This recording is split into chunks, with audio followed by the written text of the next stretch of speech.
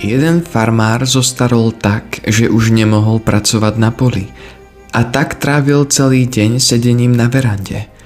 Jeho syn, ktorý stále pracoval na farme, sa z času na čas pozrel hore a videl tam sedieť svojho otca.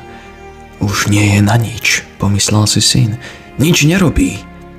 Jedného dňa to syna tak rozladilo, že vyrobil drevenú rakvu, dotiahol ju na verandu a povedal otcovi, aby si do nej sadol.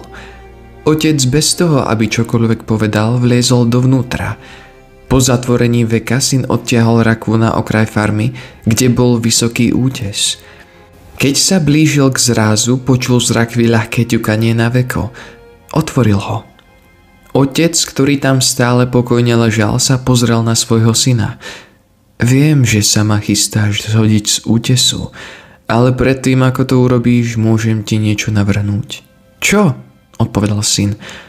Ak chceš, môžeš to urobiť, povedal otec, ale nechaj si túto kvalitnú drevenú rakvu. Tvoje deti ju raz budú potrebovať.